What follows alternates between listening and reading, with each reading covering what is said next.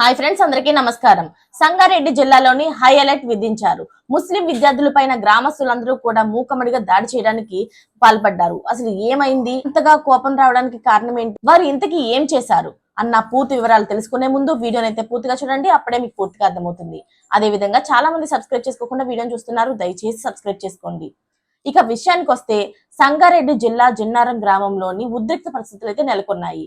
గ్రామంలోని శివార్లలో శివుని విగ్రహాన్ని కొందరు ముస్లిం విద్యార్థులు ధ్వంసం చేయడమే ఇందుకు కారణమని తెలుస్తుంది. అసలు విషయంలోకి వస్తే, ఈ విద్యార్థులు జన్నారం గ్రామంలో ఉన్న మదర్స్ అరేబియా తాలిముల్ ఖురాన్ స్కూల్లోనైతే చదువుతూ ఉన్నారు.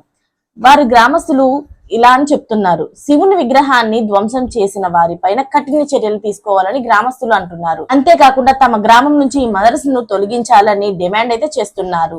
మత కల్లోలాలు సృష్టించడానికి మదర్స్ స్కూల్లోని ఉగ్రవాదులకు శిక్షణ ఇస్తున్నారంటూ గ్రామస్తులు తీవ్ర ఆరోపణలు చేస్తున్నారు.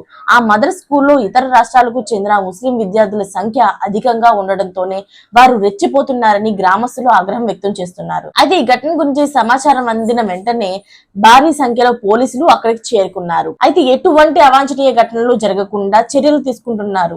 ఈ విషయం తెలియడంతో అక్కడికి వెళ్లడానికి బీజేపీ నేత మెదక్ ఎంపీ అయిన రఘునందన్ రావు సిద్ధమయ్యారు.